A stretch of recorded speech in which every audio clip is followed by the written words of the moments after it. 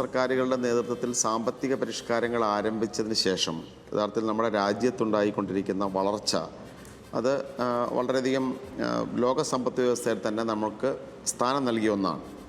2014 doctor Manmohan സിംഗിൻ്റെ നേതൃത്വത്തിലുള്ളൊരു government അധികാരമൊഴിയുമ്പോൾ അതിന് തൊട്ടു മുമ്പ് ഭരിച്ച 2 UPA സർക്കാരുകളുടെ കാലഘട്ടത്തിൽ തന്നെ വലിയ സാമ്പത്തികമായ വലിയ മുന്നേറ്റമുണ്ടായി. പ്രത്യേകിച്ച് രണ്ടാം മൻമോഹൻ സിംഗ് ഗവൺമെൻറ് കാലഘട്ടത്തിൽ ആഗോള സാമ്പത്തിക മാന്ദ്യം 2008 ഏറ്റവും പ്രധാനപ്പെട്ട ആഗോള സാമ്പത്തിക മാന്ദ്യത്തിൻ്റെ ദൂഷ്യഫലങ്ങളെപ്പോലും അതിജീവിച്ചുകൊണ്ടാണ് ഇന്ത്യൻ സമ്പദ് വ്യവസ്ഥ മുന്നോട്ട് പോയത്. സ്വാഭാവികമായും ആ ഒരു ട്രാക്കിലാണ് പിന്നീട് ഇന്ത്യൻ സമ്പദ് വ്യവസ്ഥയ്ക്ക് മുന്നോട്ട് പോകാൻ സാധിച്ചിട്ടുള്ളത്.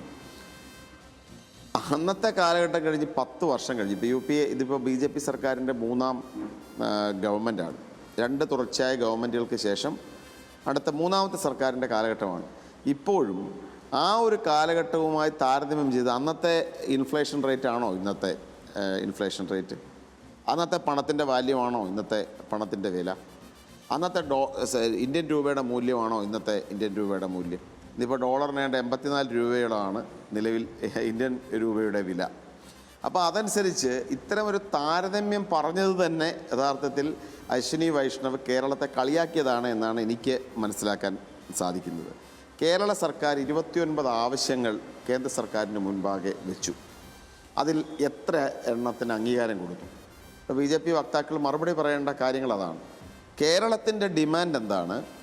നിങ്ങൾ അംഗീകരിച്ച കാര്യം എന്താണ്? ഇവിടെ ഇപ്പോൾ ആകെ ഒരു കാര്യം പറഞ്ഞുകൊണ്ടിരിക്കുന്നത് ധാതു ഇടനാഴിയുടെ കാര്യമാണ്. അത് തന്നെ കേരളത്തിൻ്റെ ഒരു ഭീഷണി, ഒട്ടും ട്രാൻസ്പെറൻസി ഇല്ലാതെ കേരളം പോലെ ഒരു തീരദേശത്ത് കടൽ മണൽ ഖനനം ഇവരാദ്യം നടത്താൻ തീരുമാനിച്ചു. അത് ശക്തമായ പ്രതിഷേധം ആ വിഷയത്തിലുണ്ടായി.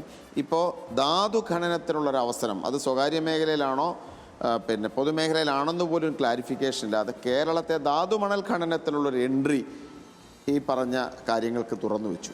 അതല്ലാതെ അതൊരിക്കലും വലിയ പഠനങ്ങൾ ആവശ്യമുള്ള നമ്മുടെ സംസ്ഥാനത്ത് വലിയ തരത്തിലൊരു ഡിബേറ്റ് ആവശ്യമുള്ളൊരു വിഷയമാണിത്. ഒരു തരത്തിലും ഏകപക്ഷീയമായി അംഗീകരിക്കാൻ പറ്റുന്നൊരു കാര്യമല്ല. അത് മാത്രം എടുത്ത് ബാക്കി ഒരു കാര്യവും അംഗീകരിക്കാൻ ഈ കേന്ദ്ര സർക്കാർ തയ്യാറായിട്ടില്ല. UPA സർക്കാരിൻ്റെ കാലഘട്ടത്തിൽ നമുക്കറിയാം, ആ കാലഘട്ടത്തിൽ നമുക്ക് പെർസെൻറ്റേജ് നോക്കിക്കഴിഞ്ഞാൽ റെയിൽവേ ഇരട്ടിക്കൽ പദ്ധതികൾ അന്ന് നിരവധി എണ്ണമുണ്ടായി. ഇവിടെ എഴിമലയിലെ നാവിക അക്കാദമി ഉണ്ടായത് അങ്ങനെയാണ്. ബ്രഹ്മോസ് പദ്ധതിയുമായിട്ട് ബന്ധപ്പെട്ട കാര്യങ്ങൾ, കൊച്ചിൻ ഷിപ്പ്യാർഡുമായിട്ട് ബന്ധപ്പെട്ട വികസനം, അങ്ങനെ നിരവധി കാര്യങ്ങൾ നമുക്ക് ചെയ്യാൻ സാധിച്ചു.